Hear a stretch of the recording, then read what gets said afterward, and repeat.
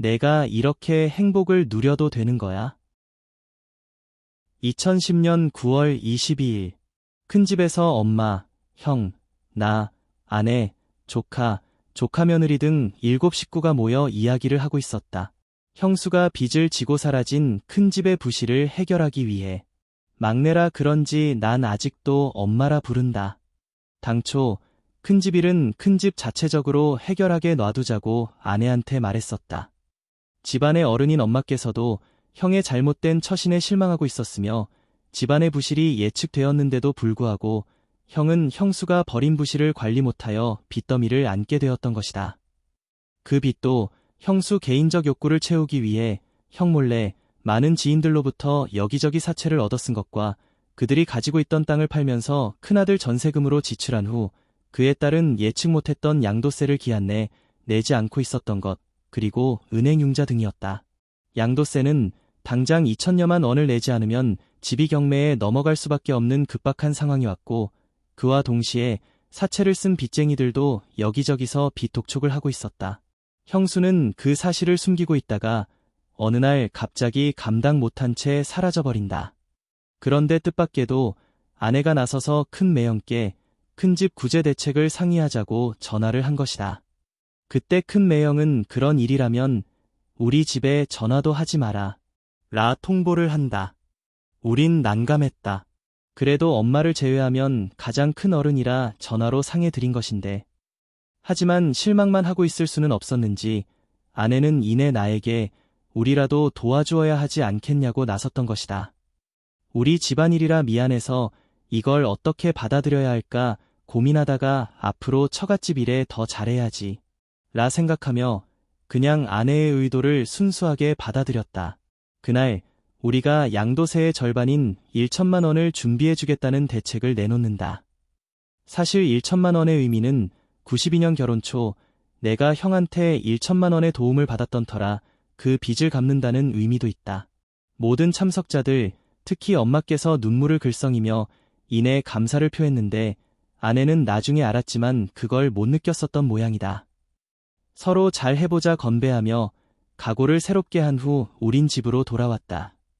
난 그런 아내가 너무도 고마웠다. 다음 날 아내의 표정이 이상하다. 장모님으로부터 청심환은 먹었냐고 묻는 연락이 왔다 한다. 점점 짜증내며 자기가 한 일에 대해 큰 집에서 감사하게 생각해야 하는 것 아니냐 나한테 따지듯 말한다. 아내의 인격을 믿었지만 그래도 혹시나 해서 엄마와 형한테 아내에게 고맙다는 전화를 해달라고 당부했다. 워낙 둘 다 마음속으로만 감사를 느끼면 되는 줄 알고 있다가 내 말을 듣고 형은 통화한 걸로 알고 있고 엄마 말씀으로는 아무리 전화를 해도 아내가 안 받는다 하신다.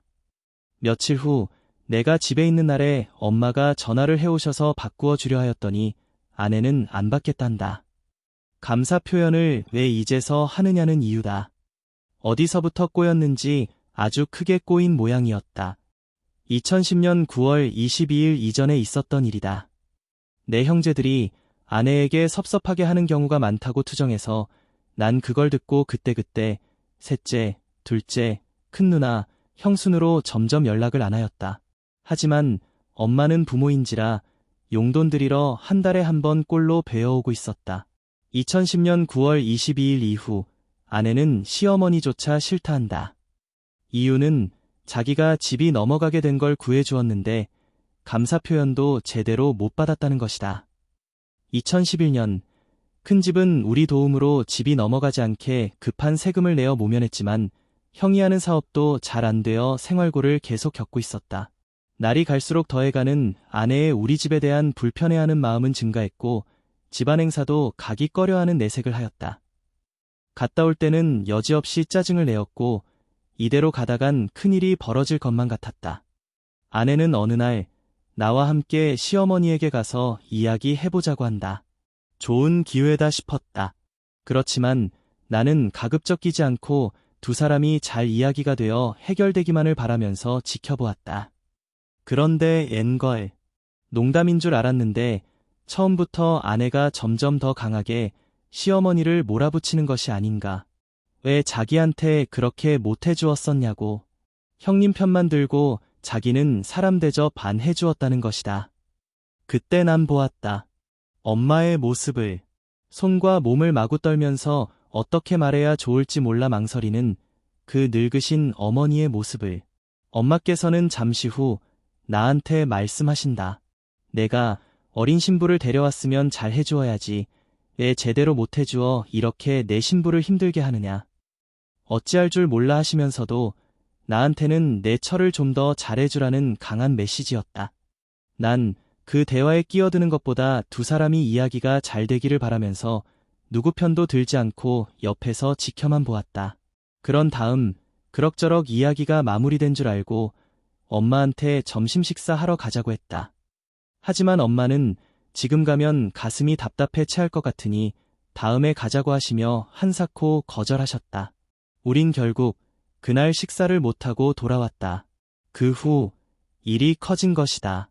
아내는 이제 하지도 않은 말을 했다 하면서 다시는 시어머니도 안 보겠다는 심산이다. 어린 신부를 데려와서 왜 나를 이렇게 힘들게 하느냐. 라 말씀하셨다는데 내가 어린 신부를 데려왔으면 잘해주어야지.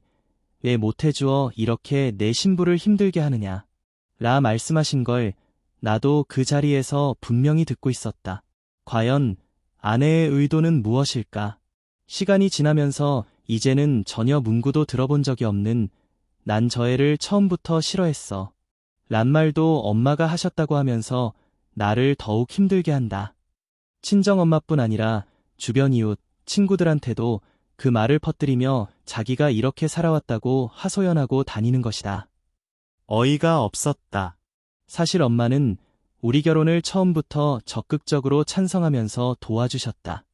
고향 서울에서 제주까지 멀리 떨어져 생활하고 있으면서도 바르고 성실하게 살아가며 신중히 결정했을 거라 믿으신 엄마께서는 내 의견을 존중하셨으며 특히 장모님께서 홀로 되시고도 어린 오형제를 끝까지 책임지고 키우셨다는 그 이야기를 들으시곤 더더욱 믿음을 가지고 도와주셨다.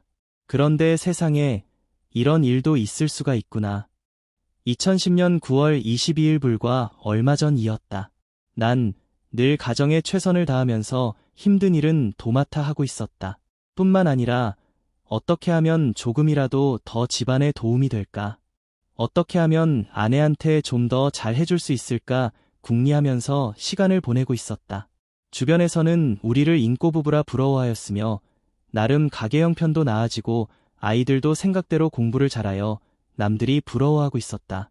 그때도 예전처럼 조금이라도 더 아내에게 잘해서 아내를 흡족하게 해주려 거실 소파에 앉아 TV를 보고 있는 아내 앞에 세숫대야로 따뜻한 물을 받아 놓으며 아내의 발을 담가주었다. 발대를 손으로 밀어주면서 물을 여러 번 갈아 발을 불린 후에 때밀이 돌로 아내의 발바닥을 마사지 해주었다. 땀을 흘리면서도 아내 발이 깨끗해지는 모습이 보람처럼 느껴져 열심히 그 일에만 집중했다.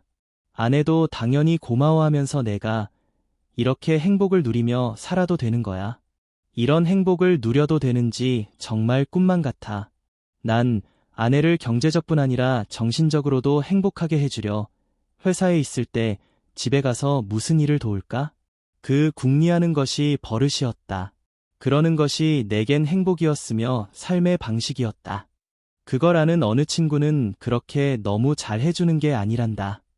나중에 너한테 조금이라도 서운한 일이 생기면 그땐 어떤 처방도 소용없게 된단다. 라며 내게 충고한 것이 어렴풋 생각난다. 그러고 얼마 지난 2010년 9월 22일. 그런 날이 내게 올 줄 전혀 짐작 못했다. 내가 최선을 다해 노력하면 되겠지. 가정에 충실하고 도덕적으로 행동하며 아내와 엄마 형제들을 믿고 있으면 서로 잘 이해하며 행복하게 잘 지내겠지.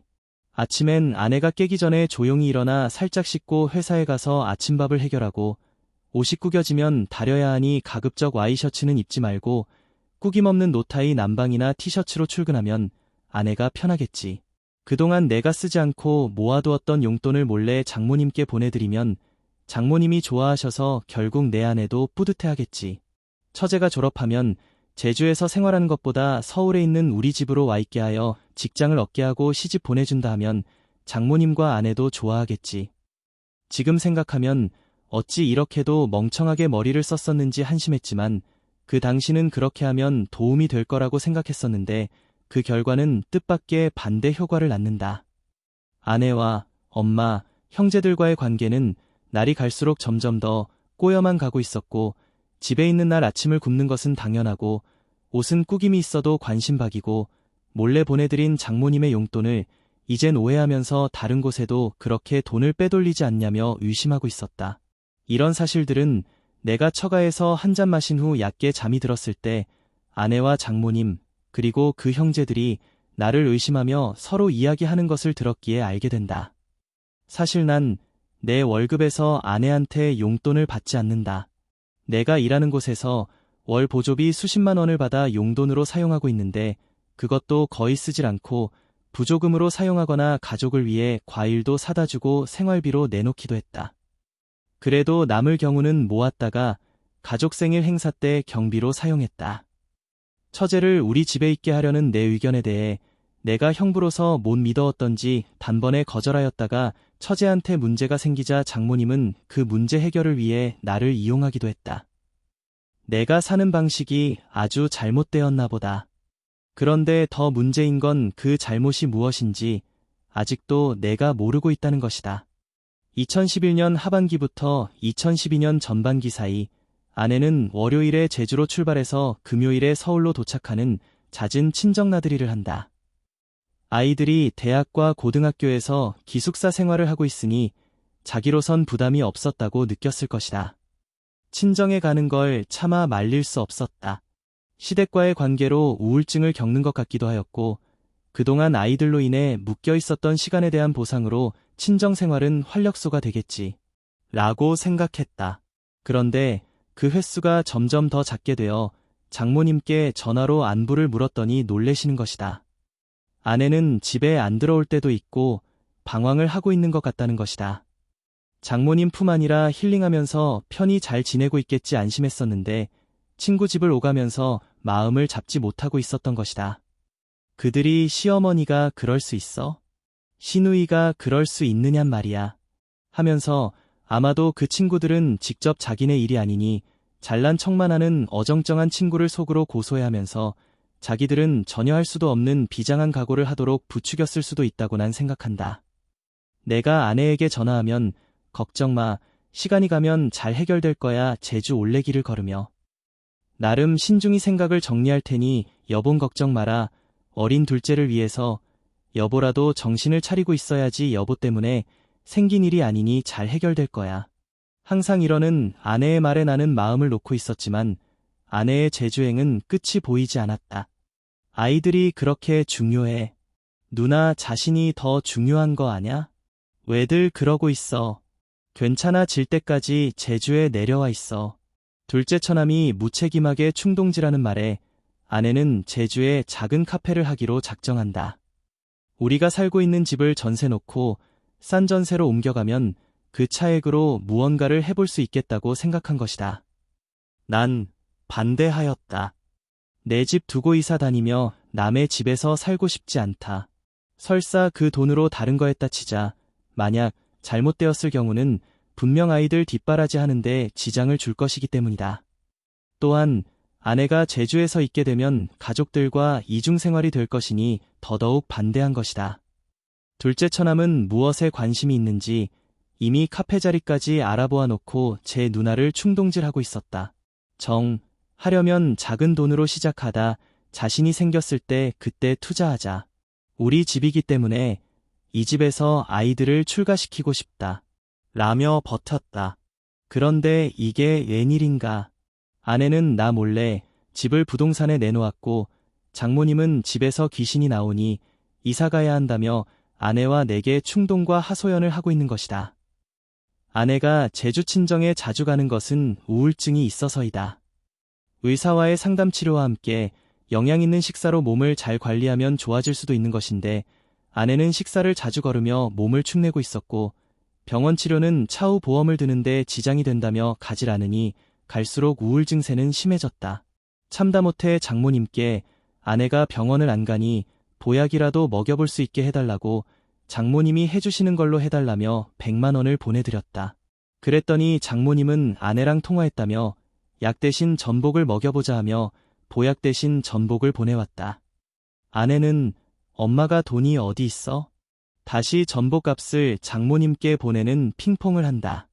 돈이 문제가 아니라 장모님과 나와의 아내를 위한 공동 노력이 어느 순간 별 도움이 안 되는 장모님의 일방적 독주로 변해버린 것이다.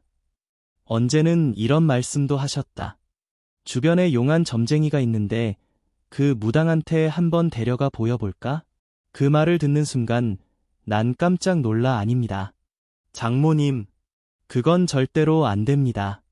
그러시려면 큰 병원에서 치료받을 수 있도록 도와주세요. 그럴 거면 내가 알아서 해라. 난 나름 알아봐서 이야기한 건데 그렇게 나올 거면 앞으로 나도 모르겠다. 아차, 장모님의 심기를 불편하게 해드렸구나. 반성했지만 그래도 그 방법은 절대로 안 된다고 나는 생각하였다. 내 아내를 무당에게 데려가다니. 그건 절대로 안 돼. 오래전 어린 처제가 감기 걸렸을 때 장모님께서는 주변의 잘못된 말을 듣고 식초를 처제 얼굴에 들이대었다가 입 주변이 오그라들게 되었다는 소름 끼치는 옛 이야기를 들었다. 잘못된 처방으로 실수를 해서는 안 된다 생각하며 반사적으로 반응하였던 것 같다. 장모님께는 정말 죄송한 말이지만 그 이후 처제가 평생 오그라든 입을 가진 채 살아가고 있다는 현실을 생각해 보셨으면 한다. 예쁜 얼굴에 단 하나 오그라든 입. 그 모습 너무 안타까워 처제를 방학 때 서울로 불렀고 그 당시 명동에서 제일 유명한 성형외과로 데려가 수술을 시켜주었다. 하지만 흉터가 너무 심했기에 수술을 했는데도 불구하고 아직까지 보기 흉한 상태는 남아있다. 장모님까지 집에 귀신이 있어 그 집에서 이사가야 한다며 엉뚱한 말씀을 하시고 아내도 우울 증세가 점점 심해져 사는 장소를 새롭게 바꾸어 보기 위해 집을 전세 놓기에 이른다. 그리고 아내를 위해 작은 카페를 친정 근처에 얻어주려 마음먹게 된다. 아내를 위하지만 나에게는 대책 없는 양보였다. 그런데 그게 정말 잘못된 처방이었다. 내 한 번의 양보는 다시 또 다른 요구로 이어졌다. 아내가 집을 부동산에 내놓았지만 그 시기가 이사철이 아니라 가만히 있으면 집이 나갈 수 없었다.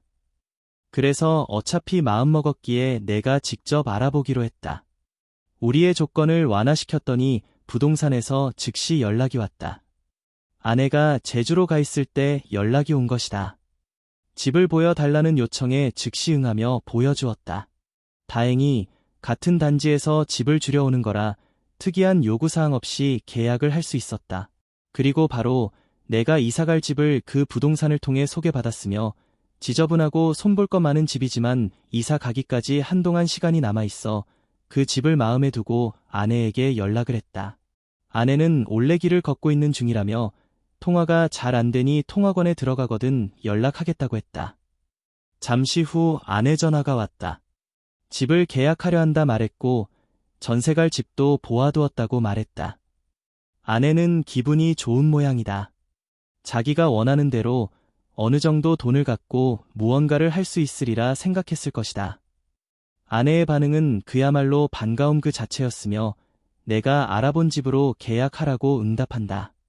그날로 내 집 전세와 우리가 갈 전셋집을 동시에 약간의 시차를 두고 계약을 완료했다.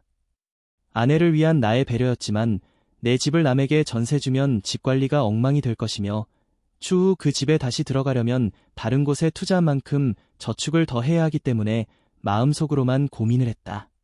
계약한 그 집은 근본적 문제가 있어 그 전에 살고 있던 사람이 전세금도 받지 못하고 미리 이사를 갔었던 거였다. 하지만 그걸 알고도 계약한 것은 시간이 한 달 정도 충분히 있었고 내가 돈을 들여서라도 자재를 구입해 손수 그 집을 수리해보려는 생각이 있었기 때문이다. 나는 낮 시간을 많이 활용할 수 있는 직종의 일을 하고 있었다. 등기구나 스위치, 콘센트, 수도꼭지, 문고리, 대청소, 페인트칠, 도배, 장판. 그중 가장 힘들었던 건 대청소였다. 전 세입자의 짐도 다 가져가지 않은 상태라 짐을 옮기면서 대청소를 해야 했는데 이건 집이 아니라 쓰레기장이었던 것이다. 창문 틀이나 유리알 타일 바닥들은 뗏물이 너무 끼어 그걸 제거하느라 하루 종일 땀을 흘리며 실갱이를 해야 했다. 하루 이틀. 시간이 갈수록 그 집은 서서히 내가 당초 계획했던 대로 꾸며지고 있었다. 하지만 내 마음은 점점 더 허전해져만 갔다. 아내는 그 집을 계약한 후 곧바로 서울로 돌아왔다. 우리 집 전세 놓은 것에는 만족하면서 우리가 갈 집을 계약한 것에는 불만이었다. 그 집을 보더니 그렇게 더러운 집에서 어떻게 사느냐며 불평을 한다. 걱정 마라. 내가 수리를 잘 해놓겠다. 대꾸하였다. 그런 과정을 거쳐 난 지금 혼자 자재를 사서 청소하며 수리를 하고 있는 것이다. 아내는 불만을 이야기하면서 집을 수리하는데 한 번도 도와준 적이 없다. 이사갈 집을 혼자 보고는 마음에 안 들어 불평만 나열했다. 계약 당시 내가 알아서 계약하라고 신나서 말을 해놓고 이제 와서 마음에 안 든다고 한다. 난감하였지만 어떻게 해서라도 그 집을 아내 마음에 들도록 수리하려 노력했다. 며칠 지나 집을 수리하러 들어갔더니 아내가 왔다 갔던 모양이다. 수리해 놓은 여러 부분을 다 뜯어 놓았다. 아내에게 전화하여 물어보았더니 다시 하라고 통보한다. 한 번도 도와주지 않았으면서 그렇다고 수고했다는 말이나 집에서 밥도 안 해주면서 아내는 불만만 말하였다. 아침부터 늦게까지 일할 때 밥을 한 끼는 시켜 먹고 나머지는 빵으로 때우며 일했다. 힘들지만 앞으로 들어갈 경비가 많으니 내가 먹는 것부터 줄여야 한다고 생각했기 때문이다. 큰애한테 이상한 이야기를 들었다. 아내는 이사하면 다시는 우리 집으로 돌아오지 않겠다고 다짐했다는 것이다. 이사하는 날이었다. 일꾼들한테 미리 가구 배치를 지정해주고 부동산 업자와 잔금을 치르고 있었다. 두 건의 잔금을 치르기 위해 어느 정도 시간 간격이 필요했다. 당연히 아내가 이사갈 우리 집을 지키면서 이삿짐 정리를 할 줄 알았다. 그런데 이게 웬일인가. 자기는 친구들을 만나러 가야 하니 맘에 들지 않는 가구 배치나 다시 하라고 지적한 뒤 외출을 하는 것이다. 내 살 집으로 이사하는데 그보다 어떤 중요한 일이 있다고 자기는 이사와 상관없이 외출을 한다는 것이다. 그날 아내는 이삿짐이 모두 정리된 밤늦게 들어왔다. 미안한 기색이 전혀 없었다. 아내의 행동은 완전히 남이었다. 내가 왜 아내가 원하는 이사를 진행했나. 이사를 하면서도 맘에 안 들어 했고 이사를 와서도 불만이다. 처음 며칠은 같이 한 방을 썼는데 어느덧 거실서 잠을 청하고 다시 큰딸방으로 혼자 독립된 생활을 한다. 이제는 문을 꼭 걸어 잠그고 있다. 이사를 추진하는 와중에도 카페를 한다며 아내가 제주 친정을 분주히 오가며 알아본 것은 둘째 처남이 좋은 자리라며 카페 자리를 또 알려왔기 때문이다. 나름 카페 자리가 정해지자 아내는 나에게 전기와 수도 설치 문제를 물어왔다. 이제 내가 나서서 도와주어야겠구나 생각했다. 아내에게 가볼까? 물었더니 아내는 즉시 거절한다. 하지만 내게 물어왔기에 내가 아는 그 지역 전기업체 사장님께 수도와 전기 문제를 사전에 전화로 상담했고 그 결과를 아내에게도 알려주었다. 처갓집 주변이고 장모님도 계시고 처남들도 있으니 걱정을 안 해도 되겠지. 생각했으면서도 아내가 하는 일에 내가 안 가보며 모른 척할 수 없다고 생각되어 휴일을 이용하여 제주 처갓집을 향했다. 연락 없이 그냥 간 것이다. 간다 하면 아내가 오지 말라 할 것이라 그 방법을 택했다. 제주를 향하면서 아내가 알아본 게 좀 미숙하면 좀 더 투자해서라도 더 가치 있는 걸로 해주어야지. 생각하며 그곳을 향했다. 도착해서는 먼저 전기와 수도를 부탁드렸던 그 지역 사장님을 만나 뵈었으며 그분으로부터 흔쾌히 해주겠노라는 확답을 받았다. 또한 그분께서는 사전에 내가 지도로만 알아보았던 또 다른 유망 카페 자리의 주인을 알아봐 주겠다고 말씀하셨다. 참으로 감사한 분이다. 난 그분과 처갓집 주변에 있는 현장을 보기 위해 그쪽으로 향했다. 장모님을 뵈었다. 깜짝 놀라시며 아내가 밖으로 바람 쐬러 갔다고 말씀하신다. 당연히 연락 없이 갔으니 놀라셨겠지. 아내가 오기 전이라 우린 먼저 그 카페 자리를 보았다. 그 와중에 장모님도 알아보셨는지 주변 다른 장소도 소개시켜 주신다. 내가 알아본 곳보다 장모님이 알아보신 그 장소가 더욱 마음에 들었다. 그곳은 집주인이 집을 팔려고 계획하고 있었으며 가격도 조금 부담되지만 어느 정도 감당할 수 있는 거라 난 그걸 마음에 두고 있었다. 장모님께서 연락하셨던지 아내는 불이 나게 달려왔다. 다짜고짜 나를 보더니 왜 왔냐는 것이다. 당장 서울로 가라 한다. 난 그동안 장모님과 함께 본 그 집에 대해 설명하였고 수도 전기 문제를 해결하러 왔다고 말했다. 그랬더니 이젠 마음이 변해 그동안 알아봤던 그 카페는 안 할 거며 장모님이 알아보셨던 그 집을 사는 건 더더욱 못마땅하다 하면서 나보고 무조건 집으로 가라 한다. 그때 장모님께서는 저녁은 먹어야 하지 않느냐 들어가는 목소리로 말씀하셨는데 아내는 점점 더 강하게 밥이고 뭐고 당장 나가라고 하는 것이다. 난 이왕 왔기에 이곳에서 하룻밤 자고 가려 한다고 하자 아내는 집을 나가버리겠다고 엄포 놓는다. 장모님도 셋째 처남도 그 상황을 정리 못하고 내 처신만 바라보고 있었다. 할 수 없이 그곳을 나와 서울로 향했다. 그 장면을 장모님과 셋째 처남은 바라보고만 있다. 허탈했다. 아내는 이혼이한 수순을 밟고 있었던 것이다. 장모님도 공감했고 처남도 받아들이는 것 같은 느낌이다. 이젠 처갓집도 올 수 없겠구나. 이사를 하거나 카페를 차려주면 무슨 소용이 있겠나. 하지만 이미 이사는 진행되고 있었으며 카페 운영 자금은 준 상태였다. 아내가 서울로 온 후 이사는 계획대로 진행되었으나 카페는 아내가 안 한다 말했으면서도 그 돈을 본인 통장에 보관하는 상태가 지속된다. 생활비 통장은 마이너스 1천만 원을 넘기고 있는데도 말이다.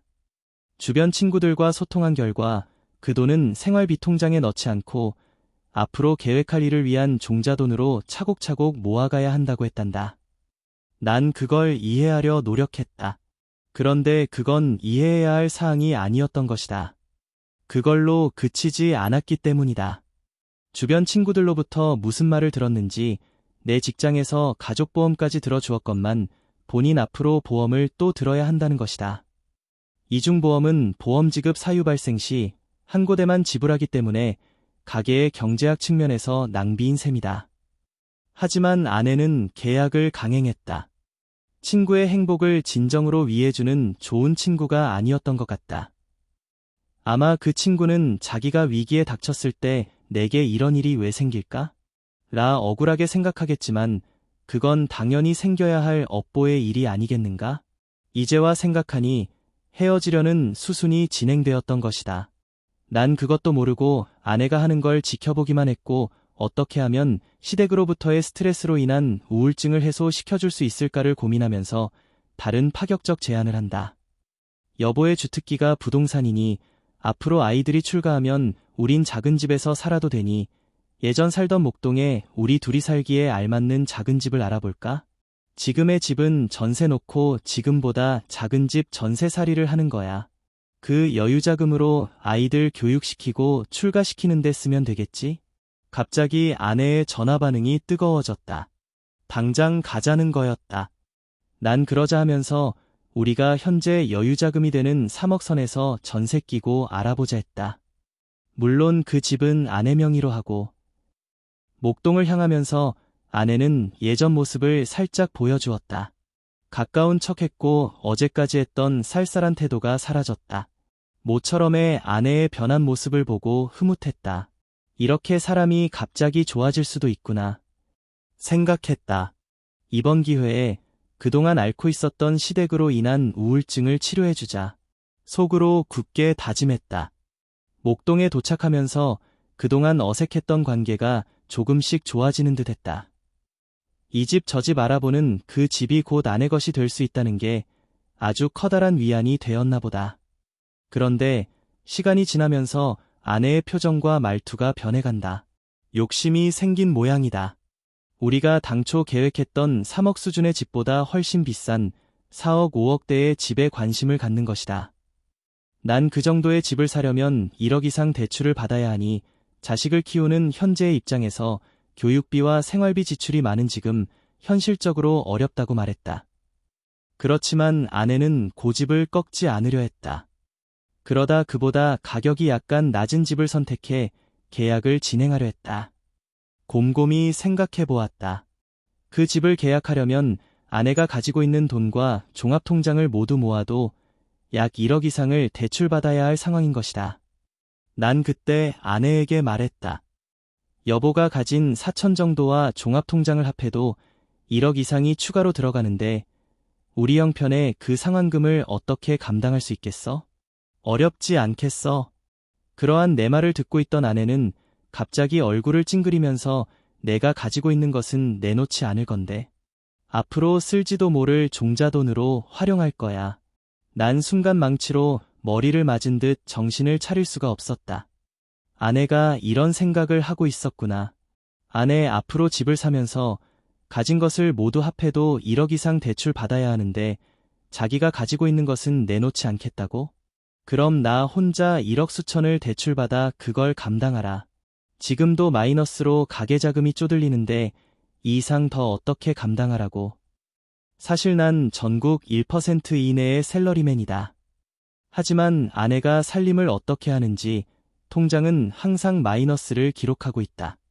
참고로 현금을 찾을 수 있는 카드는 아내만 있었고 난 현금을 찾을 수 없는 결제 전용 카드를 가지고 있었다. 그만큼 아내한테 가게 살림을 모두 맡기고 있었다. 다만 인터넷 뱅킹으로 그동안의 사용 내역을 아내와 내가 상호 체크를 하고 있었다.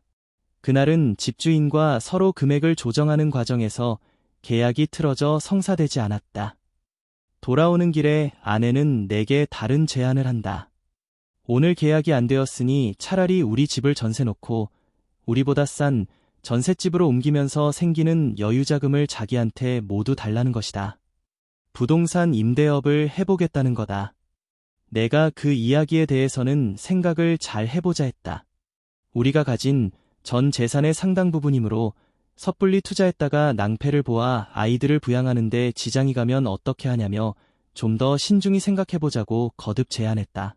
그러자 아내 반응이 점점 싸늘하게 변하더니 나를 차갑게 쏘아보면서 그 돈이 중요해. 내가 중요해. 설사 그 돈 내가 쓰다가 다 없어졌다고 치자. 그게 그리 대단한 거야. 라며 몰아치는 것이 아닌가.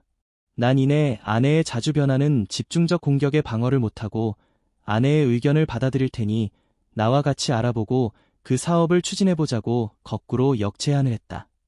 그러자 아내는 그렇게는 안 해. 날 못 믿겠어. 믿고 그냥 줄 수는 없어. 나를 세게 몰아쳤다. 난 그 상황에서 더 이상 양보할 수 없음을 다짐했다. 아내를 위해서 우리 형편에 맞는 작은 집을 사서 명의 이전을 해줄 수도 있다. 아내를 위해 같이 잘 알아보며 진행할 수 있다면 부동산 임대 사업을 할 수 있도록 도와줄 수도 있다. 카페를 차려줄 수도 있다. 하지만 그렇게 하는 시기는 우리에게 있는 두 아이들을 책임지고 나서인 것이다. 내 책임을 완수한 후의 말이다. 아내를 사랑했고 그렇게 행동해왔기 때문에 재산을 형성하는 과정에서도 가급적 아내를 배려하려 했었다. 지금의 우리 집을 장만할 기회가 온 것은 1999년 말이다. 그 전까지 27평의 목동 아파트를 형이 도와준 1천만 원 플러스 회사 보증 플러스 은행융자를 끼고 그 금융비용을 갚아가면서 소유하고 있었다. 그러던 중 내가 교통사고를 당하는 우리 집의 중대사건이 발생한다. 아내 성화로 중고이지만 소형차를 장만했었고 그걸 타고 퇴근하고 있었다. 가변 차선이었는데 갑자기 상대방이 착각하였던지 내 차를 정면으로 충돌한 것이다. 다리에 이상이 생긴 걸 알았다. 구급차가 도착해 나를 찌그러진 차 안에서 꺼내고 병원으로 이송하였다. 모든 검사를 받고 나온 결과가 무릎뼈 골절, 4주 이상 입원해야 한다는 것이다. 오른쪽 동그란 무릎뼈가 박살난 것이다. 수술은 바로 진행되지 못했다. 상처가 부었기 때문이란다. 마취제도 바로 투여되지 못했다. 무척 고통이 심했다. 그런 와중에도 난 아내와 우리 엄마께 연락을 취해주도록 요청했고 그 고통 속에서도 어떻게든 찾은 월급을 가급적 빨리 전달하려 아내가 오기만을 기다렸다. 편하게 통증 고통만 생각할 수는 없었다. 아내가 놀란 눈으로 병원에 도착하자 찾아놓은 월급을 전해주었고 난 괜찮으니 걱정 말라며 아내를 위로했다. 내가 죽었으면 아내와 아이들은 어떻게 될 뻔했나. 정말 아찔한 순간이었다. 한 달 이상을 병원에서 생활하는 동안 아내는 마음고생 많이 했을 것이다. 물론 우리 엄마께서는 이번 기간 내내 나와 같이 생활하며 내 수족이 되어주셨다. 좁은 간이 침대에 주무시면서도 불편한 기색을 하지 않으시었다. 우리 형제들, 조카, 이웃, 친구, 친척, 많은 사람이 다녀갔다. 그 중에서도 엄마를 제외하면 셋째 누나네가 대전에서 서울까지 왕래하면서 음식도 장만해주고 신경을 많이 썼다. 형수는 형과 함께 와서 상처에 개고기가 좋다며 다음에 꼭 준비해 온다고 말로만 생색내곤 아무 소식이 없었다. 못 먹어서가 아니라 그래도 하나밖에 없는 형수인데 말뿐으로 지나가 버린다. 그보다 더욱 아쉬웠던 것은 처갓집에서 아무도 문병 오지 않았다는 것이다. 영원히 죽어서 못 볼 수도 있었는데 말이다. 병원 치료를 마치고 교통사고 보상금을 청구하기 위해 난 처음부터 선임한 변호사와 보험회사가 상호 협의하여 해결되도록 했다. 아직 젊고 평생 장애를 입었으며 앞으로도 치료를 계속 받아야 하는데도 불구하고 보상금은 예상보다 적게 나왔다. 내 장애에 대한 보상이라 몸을 보완하는 데 써야 하지만 우리는 그것을 앞으로 가야 할 먼 미래를 위해 보호 장치 역할을 하는 집을 늘리는데 사용하기로 결정한다. 그러던 중 회사로부터도 퇴직금을 중간정산할 수 있다는 소식이 온다. 강남권에 전세 끼고 30평대 아파트를 장만하게 된다. 몇 년 지나지 않아 회사의 생활안정자금을 대출받을 수 있다는 소식이 오는데 우리는 그걸 받아 아내 명의로 상주에 과수원 3,000평을 사주었고 내 명의로도 임야 7,500평을 샀다. 그 당시 과수원은 임야보다 몇 배나 고가이어서 아내 명의로 해주었다. 우리는 부족한 전세 차액분을 모으려고 거의 6년 동안 절약과 저축을 하면서 긴축했고 드디어 우리 집으로 들어갈 수 있는 날이 돌아왔다. 다행히 내가 고소득자이고 검소했기 때문에 그 기간을 대폭 줄일 수 있었던 것이다. 강남권의 아주 유명한 아파트 단지, 그곳에 30평대 아파트가 우리 것이고 우리가 그곳에서 살 수 있다니 너무 감격했다.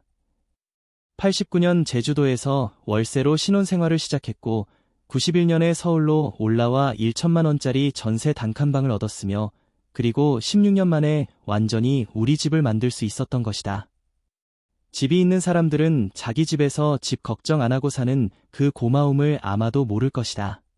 그 보호막에 들어가기 위해 우리는 정말 안 쓰면서 모았고 재산 형성을 위한 전략을 짜며 이를 성실히 이행했던 것이다. 그렇게 서로 노력하며 조금씩 부를 늘리고 있었으며 아이들도 고맙게 공부도 잘하여 남들이 다 부러워하는 행복한 가정을 이루며 살고 있었는데 어느 날 불행의 씨앗이 날아왔던 것이다. 그 불행의 원초는 우리 집이 아니라 집안의 대들보 형님 댁으로부터 출발했다. 난 형수가 잘못된 행동을 하고 있으며 조만간 큰 문제를 만들 거라는 걸 예측하여 형한테 수차례 알려주었는데 형의 무책임과 방치로 큰 집의 부실은 조금씩 늘어갔고 결국은 고름이 터져 형수가 도주하는 초유의 사태로 발전하면서 우리 집안의 불행은 시작된다. 형수의 기본 사고에서 문제가 있었다. 형수는 처음부터 집도 없이 월세와 전세로 사는 우릴 얕잡아 보았다. 그 때문에 아내는 상당한 스트레스를 받는다. 부모로부터 물려받은 집에 살면서 우리가 집도 없이 1천만 원짜리 전세에 사는 것을 무시했고 게다가 심지어 엄마 생신 선물로 돈 대신 떡을 만들어 갔을 때 그것을 내팽개치는 몰상식한 행동을 서슴없이 자행한다. 우리한테뿐 아니다. 지방서 올라온 누나네 조카들이 자기 자식들 물건을 만지면 난리를 치기도 했다. 어느 날은 늙으신 할아버님이 계단을 올라오시다 다치고 들어오셨다. 그때 형수는 온갖 상스러운 말을 해대가며 시할아버지께 욕을 하고 있는 것이다. 시어머니도 계시고 나도 있는 그 자리에서 말이다. 난 할아버님께 무례하게 처신하는 걸 지켜볼 수 없어 형수와 그날 대판 싸웠다. 형을 불렀다. 할아버님께 그렇게 처신할 거면 부모님 모시는 문제와 관련해 결판을 내자고 형에게 따졌다. 그들은 번 돈을 자기들만을 위해 해외여행도 하며 풍족하게 쓰면서 이젠 그 집을 물려주신 부모님이 거추장스러운 건가? 더는 참을 수 없어 형에게 그동안 있었던 일을 설명하며 어떻게 그럴 수 있는 거야? 라고 따져 물었더니 노부모님 모시는 것이 스트레스되어 그렇게 된 거니 내가 좀 이해해라. 그걸 말이라고? 결국 형수는 큰아들 결혼 전세금을 마련하기 위해 갖고 있던 땅을 처분하면서 발생된 양도세를 내지 않고 방치하였고 남편 몰래 그녀만의 욕심을 채우려 사채빚을 여러 군데에서 얻었으며 집을 담보로 은행융자를 점점 늘려간 그녀의 부도덕한 부실을 몰래 혼자 막아보려다가 도저히 안 되었는지 갑자기 사라져버린다. 그것이 우리 집안의 부실의 시초였던 것이다.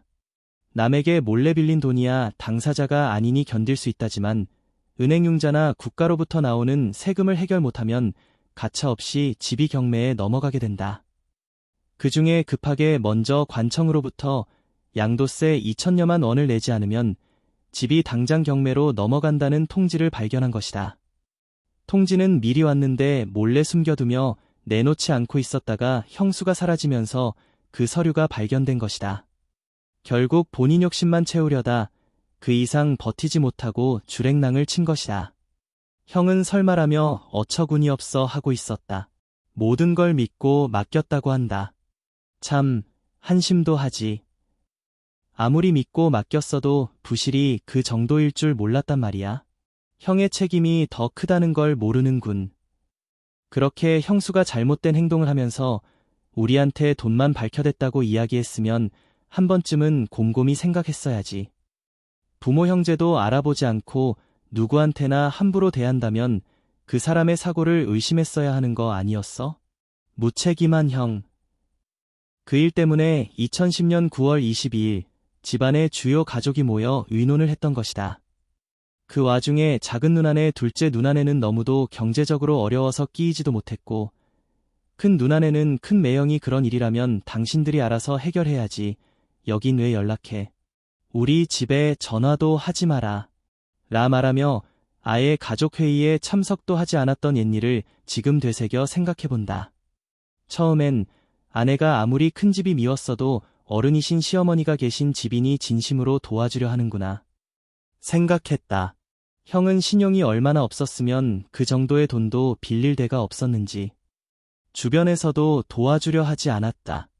그러면서 큰 조카는 자기가 살고 있는 전세금을 빼서 집에 들어와 살면 해결될 수 있다는 걸 뻔히 알면서도 그리고 자기 아빠가 그렇게 요청했는데도 불구하고 그 돈 사실 맘만 먹으면 큰 돈도 아니라고 말하면서 자기가 신혼때임을 강조하며 나한테 도움을 요청했던 것이다. 삼촌으로서 사실 도울 수도 있는 것이지만 그들의 사고가 그랬다면 다른 처신을 했어야 했는데 내가 덜컹 아내의 도와주자는 제안을 받아들인 것이 실수였던 것이다. 본가는 회생할 수 있는 기회를 갖게 된다.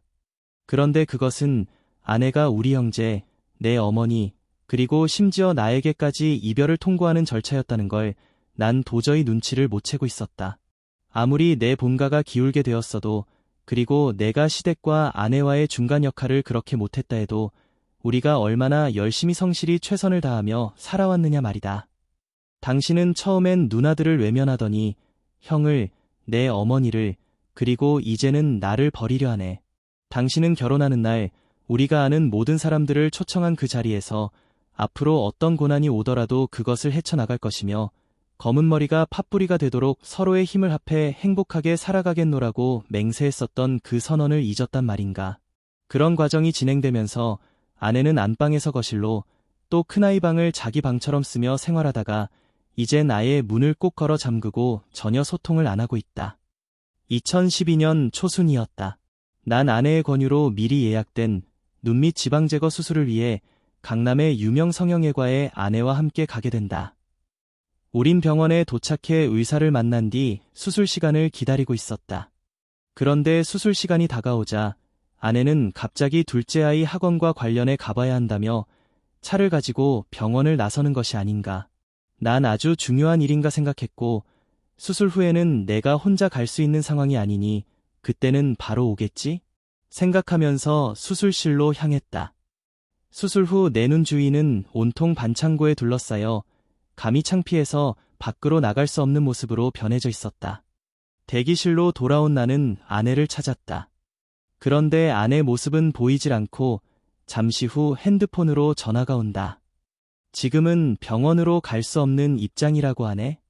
난 어쩔 수 없이 얼굴 주위에 온통 반창고를 붙인 상태로 병원을 나선다. 한 손으로 얼굴을 가리며 한참을 가다가 멀리서 다가오는 택시를 신속히 잡아타고 집으로 돌아왔다. 미리 집에 와 있던 아내의 표정은 전혀 미안해하지 않은 당당한 표정이었다. 내가 잘못 살았구나. 괜히 수술까지 했다. 2012년 초순.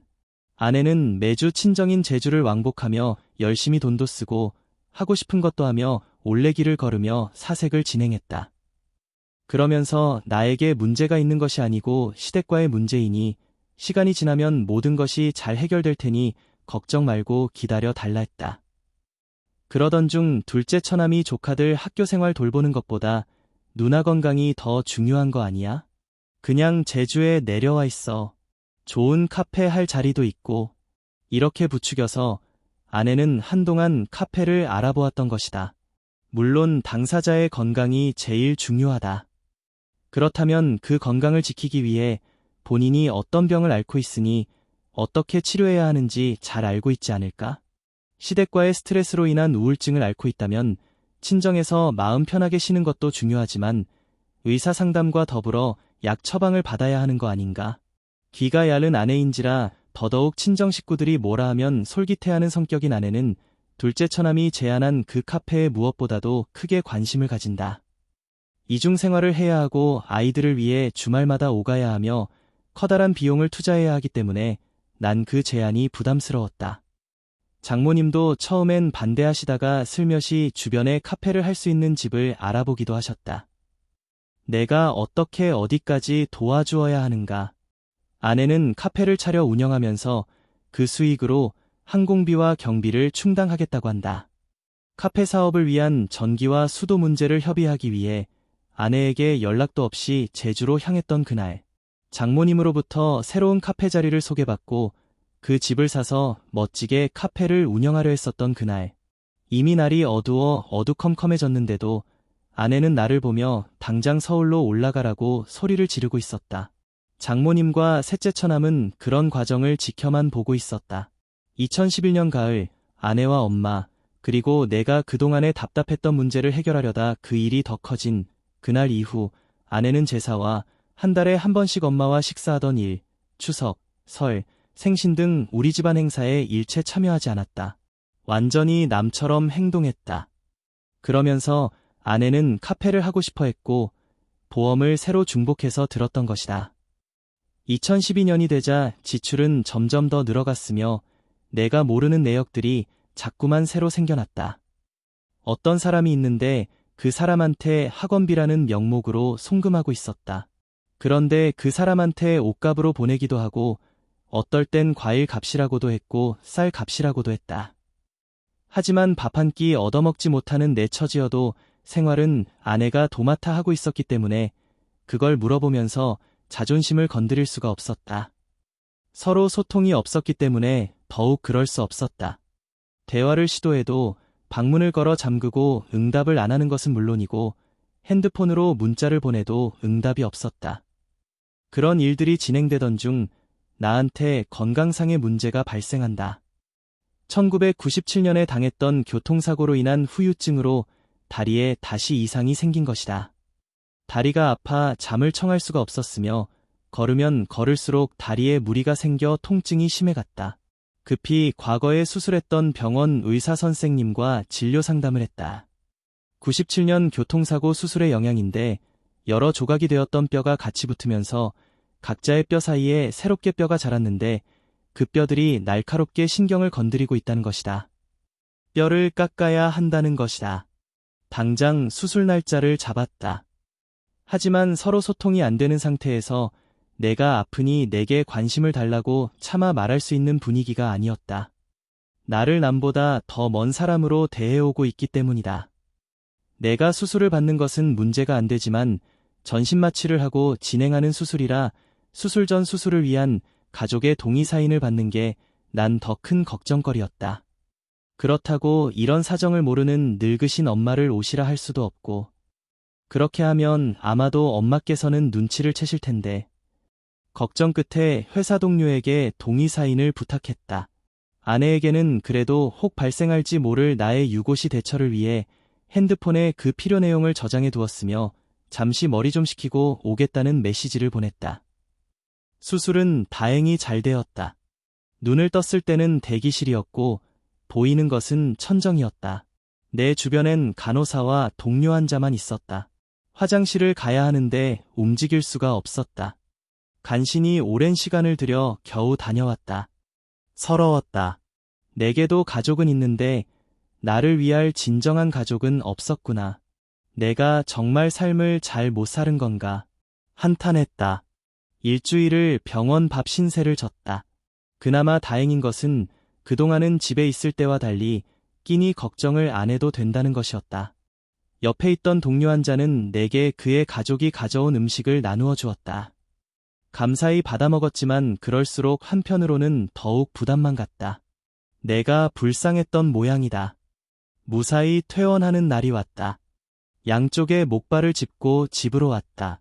아내가 집에 있는지 없는지 소리가 안 난다. 내 추한 모습을 보이기 싫어 곧 안방으로 들어갔다.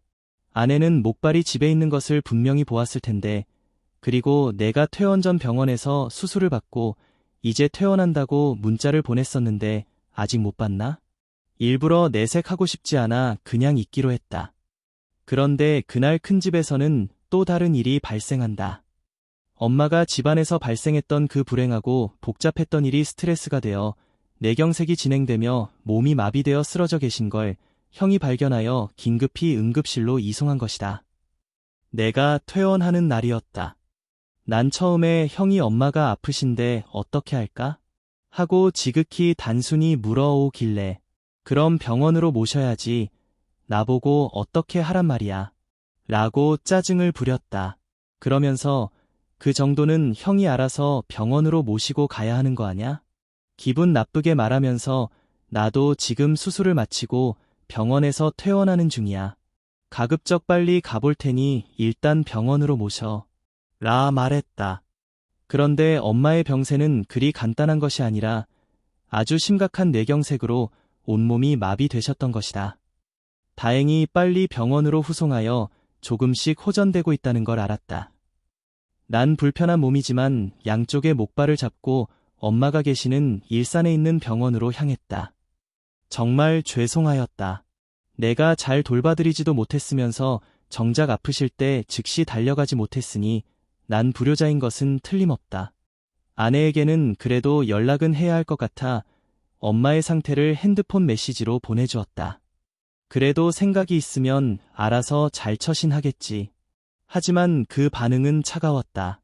그걸 자기가 알아서 뭘 하느냐는 무언의 반응이었다. 이젠 끝이로구나 생각했다. 난 더 이상은 나와 우리 집안에 대한 부담스러운 이야기는 안 하기로 마음먹었다. 해봐야 모른 척할 것이고 그럴수록 내 마음만 더 상할 테니까. 엄마께서는 아내가 병원에 한 번도 와보지 않은 거라시고 아마도 느끼셨을 것이다. 이제는 포기하셔야 할 텐데, 그래야 늙으신 엄마께서도 사시는 그날까지 마음의 정리를 할 수 있을 텐데. 날이 갈수록 아내의 반응은 차가워만 갔고, 그나마 둘째 아이가 기숙사에서 돌아왔을 때는 사람 사는 것 같은 냄새를 맡을 수 있었다. 둘째야 사랑한다. 포옹하면서 너무 보고 싶었어. 아빤 너를 볼 때 살아있는 걸 느낄 수 있고 너를 볼 때 내 가족이 있다는 걸 느낄 수 있단다. 아내는 둘째가 집에 올 때 내가 집에 있는 걸 원하지 않았다. 내가 집에 있는 아침이면 일부러 아침까지 도시락을 싸서 아이를 학원으로 데려가곤 했다. 내가 없는 날엔 아침을 먹여 조금 늦게 학원을 보내면서 나만 있으면 집에서 밥을 안 먹이는 거였다. 그리고 집에 있을 때는 아이를 위해 음식도 준비해 놓더니만 아이가 학교 기숙사로 돌아가면 그동안 있었던 반찬과 밥을 모두 정리해 없애버리는 것이 아닌가. 아이가 와 있는 어느 날이었는데 날 보고 집을 나가 있으라고 윽박지른다. 아니면 아예 나보고 나가서 살라는 것이다. 아이가 대학에 들어갈 그날까지. 그 후엔 공공연히 나뿐만 아니라 큰딸 이웃 아줌마들, 친구들한테까지 자기는 이혼을 하겠노라고 떠들고 다니고 있었다. 이혼하겠다. 그렇게도 내가 싫으면 이혼해 주어야지. 하지만 아이들을 위해 한 번쯤 이성을 가지고 생각해봐야 하는 게 책임있는 부모의 자세 아닌가. 헤어지기 전에 그동안 같이 살은 정을 봐서라도 부부 클리닉에 찾아가 상담 받아봐야 하는 거 아니야. 이처럼 요구했더니 부부 클리닉은 절대 안 할 거며 아이들도 컸으니 이젠 걱정 없다. 라고 떠들고 다닌다는 것을 큰아이로부터 전해 들었다. 첫째는 대학 졸업반, 둘째는 이제 고2. 다 키운 건가? 그런 일이 있은 후 장모님께 여러 번 도움 요청했었다. 상황이 이런데 장모님께 오셔서 우리 둘을 앉혀놓고 나무라시며 아이들을 위해서라도 잘 살아야 한다고 말씀 좀 해달라고. 그리고 우리 집에 계시면서 아내의 마음 좀 다독여 달라고 부탁드렸었다. 그런데 장모님께서는 말로는 걱정한다 하시면서도 다른 한편으로는 이제는 내가 이혼하겠다고 결정하면 난 그걸 따를 것이다. 오히려 부추기고 계셨다는 것을 난 큰아이를 통해 알게 된다.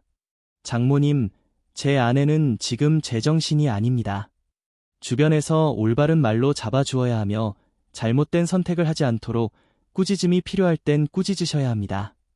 장모님께선 이번에도 손자보다 제 딸이 귀하다며 잘못된 선택을 하려 하십니까? 그런 일은 더 이상 만들지 마셔야죠. 결혼시킨 사람을 잘 살도록 도와주지 못할 망정, 과거의 그 잘못된 판단처럼 또 그렇게 잘못 판단을 하시어 손자들의 행복을 뺏으려 하십니까? 2013년 초인 요즘 80 중반을 바라보시는 늙으신 엄마가 아직도 뇌경색 후유증을 겪는 걸 보고 이제 삶이 얼마 남지 않으셨구나 생각했다. 엄마에게 마지막으로 둘째 며느리를 만나 말할 수 있는 기회를 만들어드려 그동안의 한을 조금이라도 풀어드려야겠다고 생각했다. 아내한테 미리 오신다고 말하면 자리를 피할 것 같아 아무 소리 없이 엄마네 집으로 차를 가지고 가서 거동이 불편한 엄마를 모시고 왔다. 다행히 그날 아내도 집에 있었다. 엄마는 우리 집에 오자마자 눈물을 흘리셨다. 이게 얼마 만에 오는 작은 아들 집인가. 엄마는 내가 결혼 생활을 20여 년 할 동안 우리 집에 오신 건 거의 손에 꼽을 만하라. 이유인즉 엄마는 큰며느리의 성격에 문제가 있고 욕심도 많아 혹 엄마가 우리 집을 자주 드나들게 되면 형수가 엄마를 우리한테 모시게 할까봐란 걱정을 갖고 있기 때문이었다. 결혼 초 내가 월세 전세로 생활할 때는 이따금 오시는 걸 볼 수 있었는데 내가 집을 장만하고 살 때는 아예 오시려 안 하신다. 사실 엄마는 나를 대할 때 상당히 어려워하신다. 당신께서는 내게 결혼 자금을 해주지 못해서란 이유인데 난 그럴 이유가 없다고 말씀드렸다. 난 항상 어머님께 저를 낳아주셔서 감사하고 또한 건강하게 키워주셨으니 감사하며 게다가 주변 이웃들보다 더 많이 공부할 수 있게 도와주셨으니 이 또한 감사하며 제가 결혼할 때까지 살아계셔서 제게 도움이 되셨으니 어머님의 일을 다 하신 겁니다. 또 무엇이 있겠습니까? 이처럼 엄마를 위로해드렸다. 사실 우리 어머니는 내가 고등학교 때 아버지가 중풍으로 쓰러지는 바람에 고생을 아주 많이 하셨다.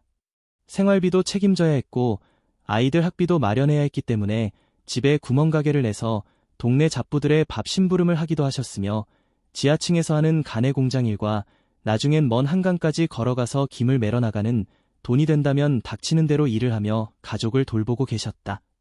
철없는 내가 대학 4학년 때인 것으로 기억된다.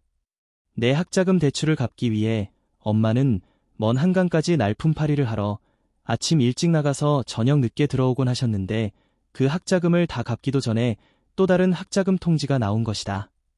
휴학을 하자니 바로 입영 통지가 날아올 것 같아 난 처음부터 집안을 빨리 돕기 위해 학기를 쉬지 않고 얼른 졸업한 후 군 문제가 해결되는 방위산업체에 취업하려 마음먹었다.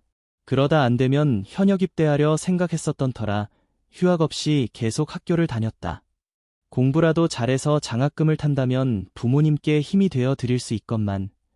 그 즈음 외국에 나가 일하시던 외삼촌께서 휴가차 집에 오셨을 때 나를 부르며 학자금에 보태라고 하얀 봉투를 내미셨다. 한 학기 학자금이었다. 순간 눈에서 눈물이 왈칵 흘러내리는 걸 느끼고 몰래 손으로 눈물을 감추었다. 감사합니다. 이 은혜 꼭 잊지 않겠습니다. 외삼촌이 도와주신 그 다음 학기에는 난 학과 수석을 차지하며 장학금을 탄다.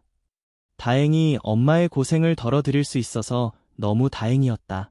졸업 후 병역 특례가 되는 연구소 취업을 면접 단계에서 외국어 능력 부족으로 실패하고 곧바로 현역에 입대하여 군 생활을 만기로 난 원하는 회사에 입사한다. 처음 발령받은 곳이 제주도.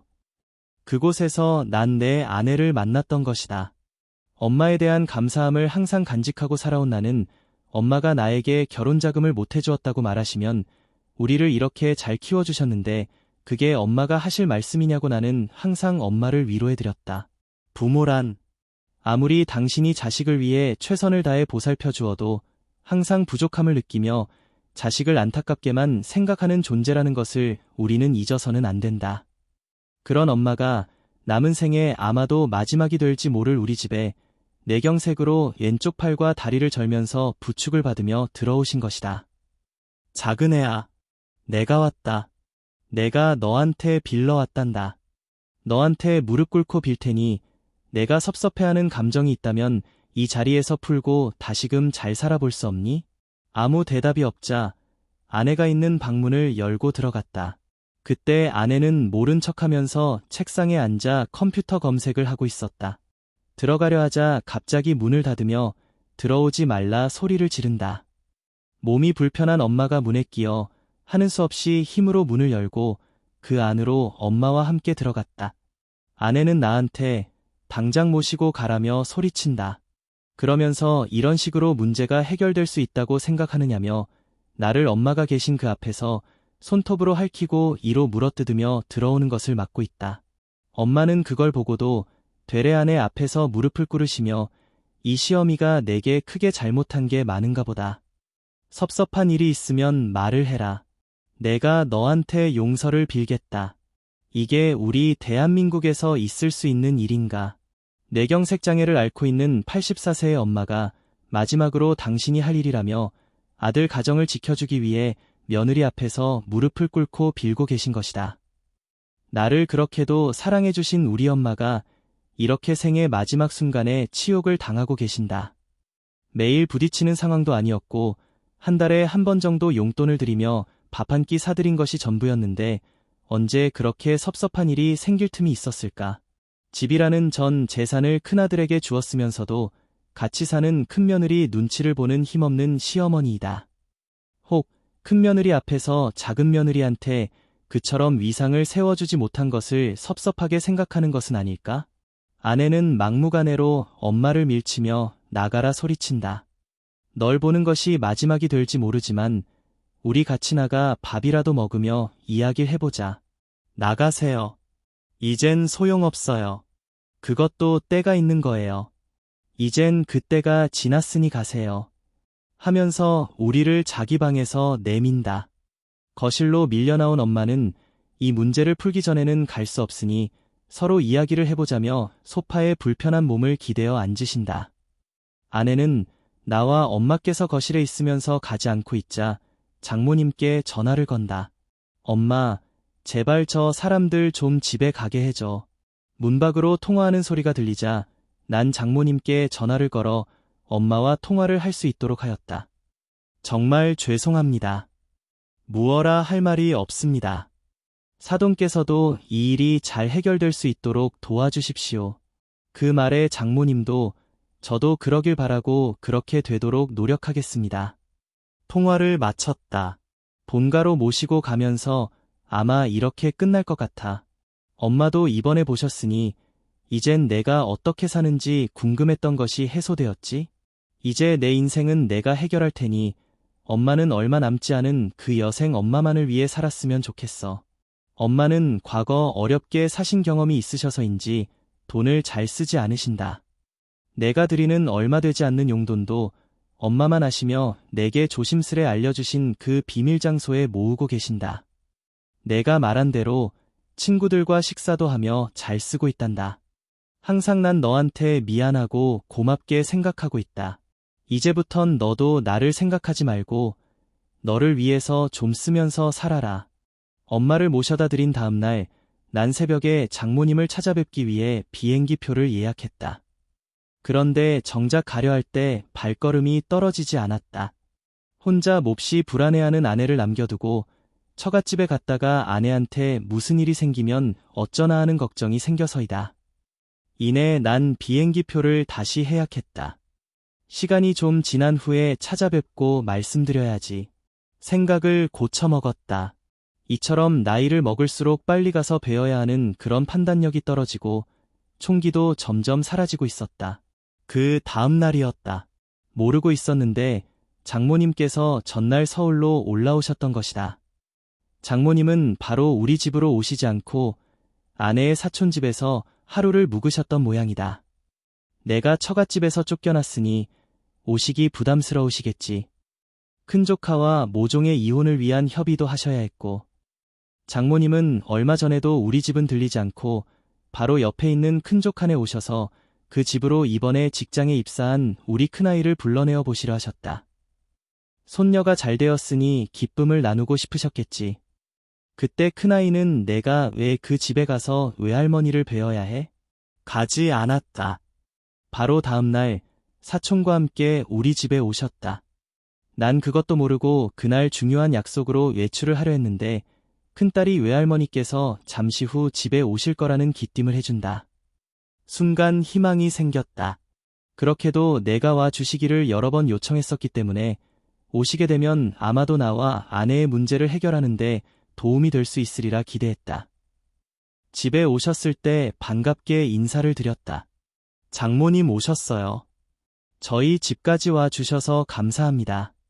한동안 머뭇거리시더니 부부 클리닉 해보는 게 어때? 제하신다. 좋습니다. 대답했다. 그러자 아내는 그런 걸 왜 해? 즉시 방어를 한다. 자네는 왜 시댁과 가정의 중간 역할을 못해서 이런 지경에 이르도록 방치하였는가? 난 할 말이 없었다. 그 말이 사실이니. 하지만 어찌해야 할지 저도 방법을 찾지 못하고 있습니다. 한참 이야기 나누다 아내는 내가 그동안 집에 있어서 생활하기 불편하니 둘째가 대학에 들어갈 때까지 집을 나가서 생활할 것을 요구한다. 그때 장모님도 딸을 거들면서 그러면 어떠냐고 나한테 제안한다. 장모님, 지금도 이렇게 비정상적으로 생활하고 있는데 저보고 나가서 살라니요. 그러자 장모님은 버럭 화를 내시며 그럼 지금 해결될 수 있는 방법이 있냐. 돈만 벌어다 준다고 남편 역할을 다하는 게 아니란다. 생활비 지출 방법에 대해서도 사람마다 다 쓰는 방식이 다른 거고 말이다. 아니 그럼 장모님께서는 아내가 진작부터 돈을 빼돌리고 있는 걸 알고 계셨다는 말씀인가? 그러기 때문에 딸 입장이 이해가 된다는 말씀이고, 그리고 나이를 먹었다고 다 어른이라 말할 수 없다. 사돈댁을 빗대서 한 말이다. 나이를 먹었으면 그에 맞게 똑바로 처신해야지. 이젠 나도 손자보다 내 딸을 먼저 챙겨야겠다. 그러니 그런 줄 알아. 장모님은 당신 딸을 위해 나와 사돈을 싸잡아 욕하고 계신 거잖아. 손자들의 앞날은 걱정 안 하고 당장에 당신 딸만 챙기겠다고. 지금은 당신 딸이 병원에 가서 치료받을 수 있도록 설득하셔야 하는 거 아닌가요? 그리고 당신께서도 반듯한 어른이 되고 싶다면 그렇게 사돈댁을 탓하기 이전에 내경색으로 고생하신 분에 대한 위로의 말씀을 먼저 올렸어야 하는 거 아니었나요? 난 너무도 어처구니가 없었다. 내가 내 딸한테 재산으로 해준 게 뭐가 있냐. 어느 정도 돈이라도 쥐어줬어야 밖에 나가서 살아볼 거 아니냐. 이미 아내와 장모님은 이혼을 치밀하게 생각했으며 그 이전에 내가 집을 나가 살게 하자고 사전에 모의를 했던 것 같다. 무슨 말씀이세요? 장모님, 과수원 3,000평이 아내 것입니다. 그리고 상당한 액수가 본인 통장에 있습니다. 과수원이 아내 것이라는 말을 처음 들으시는지 장모님은 멈칫하시며 또다시 그와 관련해서는 아무 말씀도 안 하신다. 전 나가서 살지는 못합니다. 이런 융통성 없는 작자 같으니라고 나를 호되게 나무라신다. 장모님, 아내가 정신적으로 우울증을 앓고 있는 것을 아셨다면 병원에 가서 상담과 치료를 받을 수 있도록 설득해 주셔야지요.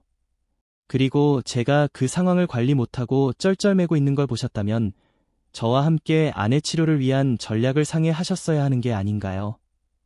다짜고짜 저보고 나가 살라니요. 이혼 절차를 밟으라는 말 아닙니까? 그렇잖아도 아내는 둘째가 대학에 들어가면 헤어지겠다고 선전포고를 한 상태입니다. 그런 말씀, 전 도저히 받아들일 수 없습니다. 그러자 장모님께서는 나를 손으로 때리려는 신용을 하시며 이걸 때릴 수도 없고 융통성이라고는 전혀 없는 작자 같으니 장모님은 그만 제주도로 내려가겠다며 사촌에게 빨리 나가길 재촉하신다. 나 역시 몸을 부르르 떨며 어떻게 장모님께서 그런 말씀을 하실 수 있을까? 울분을 터뜨렸다. 결국 장모님은 버럭 화를 내시며 곧바로 딸과 사촌을 대동하고 집을 나서신다. 장모님도 똑같은 내 부모이라 못 가게 했어야 했는데 말릴 수가 그리고 붙잡을 수가 없었다. 나 자신에게는 그렇게 해야 한다고 시키고 있는데 그 말이 차마 내 입 밖으로 나오질 않았다. 전국 1% 샐러리맨인 나. 그래도 집에 오면 먹을 게 없고 옷은 스스로 빨아 입어야 했고 아내가 있으면 방에 틀어박혀 꼼짝도 하질 말아야 한다. 그런 세월로 몇 년을 지내고 있는 것이다. 그러면서도 가게 종합통장은 매일 마이너스. 통장을 들여다보니 이해가 안 되는 현금이체가 한 달에 수백, 카드 사용도 수백, 현금 인출은 꼬박 100, 200. 난 아내와 대면 소통이 안 되기에 핸드폰 메시지로 아무리 둘째를 위해 쓴다 하지만 너무 과도하게 지출하는 건 자제해 달라고 했으며 가급적 현금보다는 카드를 사용하고 꼭 현금을 사용하려면 영수증을 발행하라고 메시지를 보냈다. 그래야 나도 샐러리맨이기에 연말에 조금이라도 세금을 절감할 수 있다고 했다. 그렇게 여러 수십 번 부탁했는데도 돌아오는 건 무응답이었고 간혹 큰딸을 통해 학원비는 현금으로만 결제해야 하는 특이한 상황이라고 대신 해명한다. 2012년 한 달 평균 지출 1천만 원 이상. 내 소득은 세후로 그보다 아래인데 말이다. 마이너스는 기하급수적으로 늘어났고 난 도저히 가계자금을 꾸려나갈 자신이 없어 아내가 한 번도 써보지 않았던 가계부를 대신 써보며 그동안의 입출금 내역을 분석해보았다. 이럴 수가. 도저히 믿기지 않는 사실을 하나하나 발견하게 된다. 학원비라 현금이체했던 것들이 취소되면서 아내 통장으로 속속 들어가고 있었다. 현금 인출도 인출과 동시에 아내 통장으로 입금되었다. 더더욱 가관인 것은 학원비나 옷 구입과 같은 결제 내역도 카드로는 결제하고 그 내역을 취소하면서 수수료 제외하고 나머지를 현금으로 받는 카드깡도 스스럼없이 하고 있었다. 그렇지만 차마 아내에게 그 사실을 말하면서 어떻게 이럴 수가 있느냐? 따질 수는 없었다. 그래도 아내를 사랑하고 믿고 존중해왔기에 그리고 같이 살아온 세월이 너무도 고마웠기에 그렇게 자존심 상하는 말을 할 수 없었다. 아마도 헤어지게 된다면 돈이 필요하겠지. 내가 해줄 걸로는 턱없이 부족할 테니 미리 준비를 해 놓아야 했을 거야. 나름 걱정도 해보았다. 계속되는 가계자금 마이너스는 내가 감당할 수 있는 범위를 점점 더 벗어나게 되어 현금이체용 인증서를 재발행하는 걸로 당분간은 아내가 나에게 부탁하지 않는 이상 현금이체를 할 수 없도록 환경을 만들었다. 카드로는 결제할 수 있지만 현금 인출하는 것을 은행에 요청하여 할 수 없도록 했다. 그동안의 이체 내역을 감안한다면 아마도 아내 통장에 5천에서 6천만 원은 들어있을 것이기에 현금 쓸 일 있으면 그걸 쓰면 되겠지. 카드로의 현금 인출과 인터넷 현금 이체가 안 되는 걸 뻔히 알면서도 그동안 처신해왔던 것이 미안했던지 왜 안 되냐 투정하며 불평을 하지 않는다. 물론 요즘도 소통이 안 되는 중이라 그런지 모르지만 아마도 견딜만 하니 그렇겠지. 엊그제 큰처남한테 직접 들었다. 아내가 나와 헤어지려는 이유가 시댁 식구들이 아내를 힘들게 하였는데 내가 그때마다 아내를 도우는 처신이 마음에 안 들었다고 그래서 내가 신뢰감이 안 간다고 했단다. 과연 그래서일까? 아내가 내게 이별의 전주곡을 부르기 시작한 그 시점은 큰집이 빚더미로 쪼들리게 된 그 이후였다는 걸 난 여러 번 언급했다. 내가 큰 집의 금전적인 일은 형의 책임이니 미리 나서서 돕지 말자고 분명히 언급했었다. 그러나 2010년 9월 22일 그 일이 있은 후 아내의 강력한 의지로 도와주기로 하고 그날 집에 돌아오면서부터 아내가 무언가를 곰곰이 생각하더니 갑자기 표정이 달라지기 시작한 것이다. 나 때문에 그런 것이 아니니 시간이 지나기를 기다려 달라고 강조했던 아내는 시간이 지난 지금에 와서 역시 내가 문제였답니다. 또 그 원인은 시댁 때문이었다고 합니다. 한동안 아내를 무시하며 불편하게 하는 형제들이 있다고 아내가 내게 하소연하면 난 그때마다 개인적으로 그 형제들에 전화해서 그런 일들이 있었느냐고 항의를 했었고 그 이후론 그동안 계속하고 있었던 안부 전화를 안 하게 되었다. 아내를 배려해 이 이상 더 어떻게 할 수가 있겠나. 그렇다고 손 위인 형제들과 대들면서 싸울 수는 없지 않은가. 그러했던 그 습관은 아내와 오랫동안 별거하고 있는 현재까지도 계속 남아있어서 특별한 일이 없는 한 아직까지 형제들과 연락을 안 하며 지내고 있는 것이다. 아내는 그걸 알면서도 아직 나한테 그 문제 때문에 헤어지려 한다고 말하는 것이다. 큰 집이 비대 쪼들리기 불과 얼마 전까지만 해도 아내는 나에게 내가 이런 행복을 누려도 되는 거야 하며 너무도 행복해 했었다는 사실을 아내는 잊은 것인가.